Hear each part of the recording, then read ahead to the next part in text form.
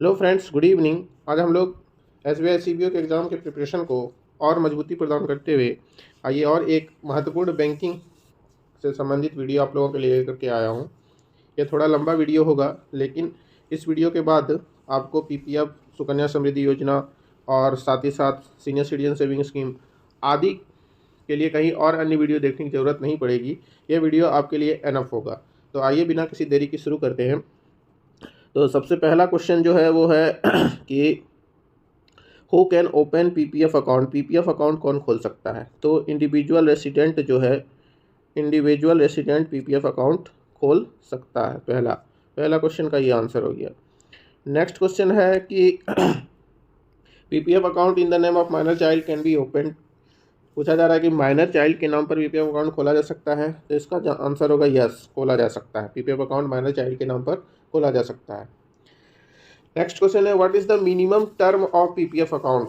PPF account का minimum term कितना होता है? तो मिनिमम टर्म जो होता है PPF अकाउंट का वो 15 ईयर्स होता है। मिनिमम आपको 15 साल तक PPF अकाउंट जो है PPF अकाउंट में अपना कंट्रीब्यूशन देना है और उसको कंटिन्यू रखना है।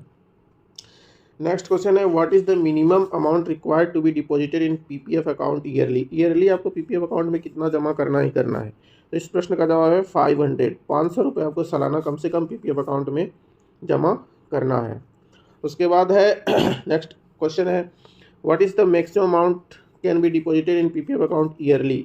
ईयरली अगर हम बात करें कि PPF अकाउंट में कितना पैसा जमा किया जा सकता है, तो इस प्रश्न का आंसर है 1.5 लाख। 1.5 लाख जो है आप ईयरली PPF अकाउंट में मैक्सिमम डिपॉजिट कर सकते हैं। नेक्स्ट क्वेश्चन है what is the current rate of interest per annum on amount invest in PPF account. PPF account में अभी इंटरेस्ट पूछा जा रहा है। तो अभी इंटरेस्ट अगर वर्तमान की बात करें तो 7.1 है, और जो कि अप्रैल 2020 से नहीं बदला, ये कंटिन्यूसली 7.1 ही है। उसके बाद अगला प्रश्न है whether interest on PPF account exempted from income tax. Income tax से एग्जेम्प्टेड होता है, मतलब उस इंटरेस्ट जो होता है मिलता है PPF अकाउंट पे, वो एग्जेम्प्टेड होता है इनकम टैक्स से। तो यस, ये एग्जेम्प्टेड होता है, इस पर कोई टैक्स नहीं लगता है। इंटरेस्ट रेट कैसे compounded? Interest rate of PPF account compounded कैसे कंपाउंडेड होता है? तो ईयरली कंपाउंडेड होता है PPF अकाउंट पे इंटरेस्ट रेट। नेक्स्ट क्वेश्चन है कि amount deposited in PPF account can not be attached by any order or decree of court in respect of any डेब्ट or liability incurred by the subscriber. तो इस प्रश्न का answer जो है वो है यस, ट्रू है। ट्रू है ये, क्यों? PPF अकाउंट का ये नियम है कि PPF अकाउंट में किसी भी सब्सक्राइबर ने जो भी कंट्रीब्यूशन किया है, अगर उस सब्सक्राइबर के नाम पर कोई डेप्ट है या फिर लायबिलिटी है, लोन वगैरह बकाया है, तो कोर्ट के ऑर्डर के अनुसार उसको अटैच नहीं किया जा सकता है PPF अकाउंट से। तो इस क्वेश्चन का आंसर क्या हो जाएगा? यस। फिर अगला प्रश्न देखते हैं। अगला प्रश्न है how many times a person can deposit amount in PPF account in a year.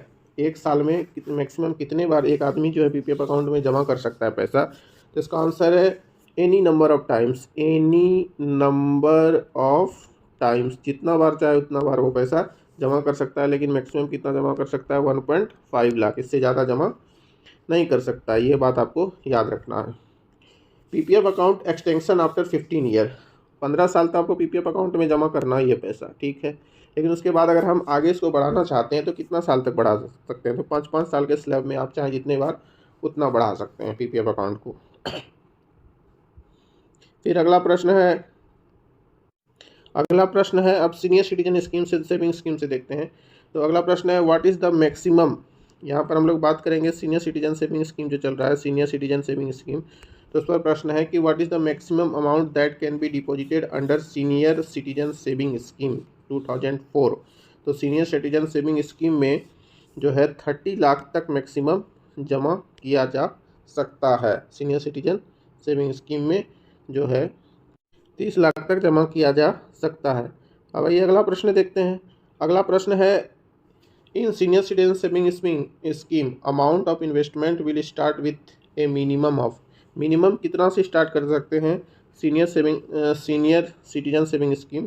तो इस प्रश्न का जो आंसर है वो है 1000। सीनियर सिटीजन सेविंग स्कीम में मिनिमम जो है SC SS में मिनिमम 1000 आपको जमा करना ही है। What is the minimum subscription of SSA?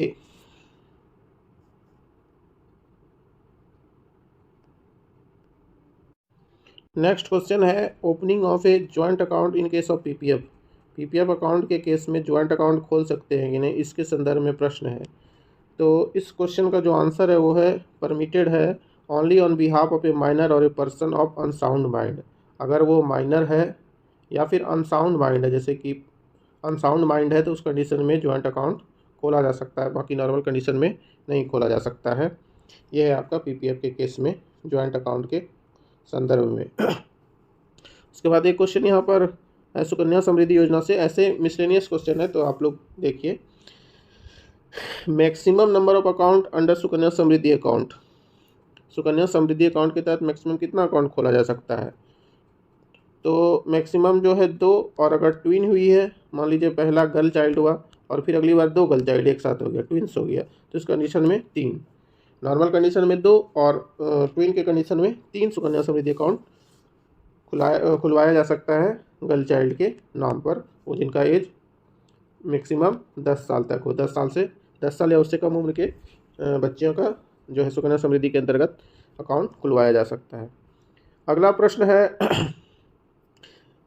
Tenure of deposit under Sukanya Samriddhi account. Sukanya Samriddhi account के अंदर कितना समय तक पैसा जमा करना पड़ता है? तो इस क्वेश्चन का आंसर है 20 टेन्योर। तो इस प्रश्न का आंसर है 21 year from the date of opening of account. Tenure of deposit under Sukanya Samriddhi 21 year तक पैसा जो है सुकन्या समृद्धि अकाउंट के अंतर्गत जमा करना है। बेसिकली इसमें 15 साल जमा करना होता है, 6 साल इसमें आपको 6 साल और अगर आप रखेंगे इसमें सरकार आपको ब्याज देगी। 21 साल इसका मैच्योरिटी पीरियड होता है, पैसा आपको 15 साल ही जमा करना पड़ता है। टोटल 21 साल इसका मैच्योरिटी पीरियड होता है। नेक्स्ट क्वेश्चन है आपके सामने कि tenure of the deposit under Sukanya Samriddhi account, ये तो हो गया। नेक्स्ट क्वेश्चन है eligibility to open account under senior citizen saving scheme. क्या एलिजिबिलिटी है सीनियर सिटीजन सेविंग स्कीम के तहत अकाउंट खुलवाने के लिए? तो इस प्रश्न का आंसर है retired personal of defence service above 50 years.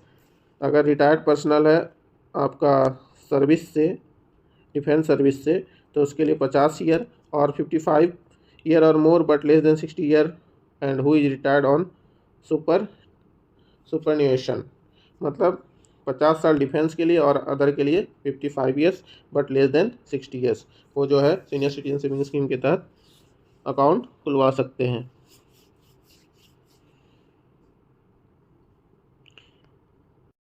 Next question है कि interest on deposit under senior citizen saving scheme is paid. Senior citizen saving scheme में इंटरेस्ट पेड किया जाता है, कैसे पेड किया जाता है? तो इस प्रश्न का आंसर हो जाएगा क्वार्टरली जो है क्वार्टरली इसमें पेड किया जाता है।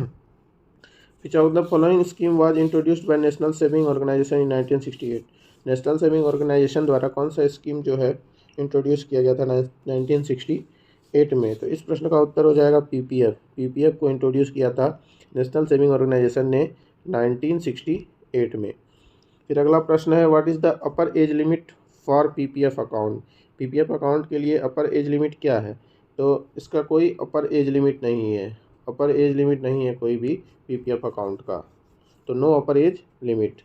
और आखिरी क्वेश्चन है इसमें आपका कि आखिरी क्वेश्चन है प्री मेच्योर क्लोजर। अगर प्री मेच्योर क्लोजर होता है PPF account can not be allowed before, तो प्री मेच्योर क्लोजर के लिए कितने साल कम से कम PPF अकाउंट में पैसा जमा करना? 5 साल।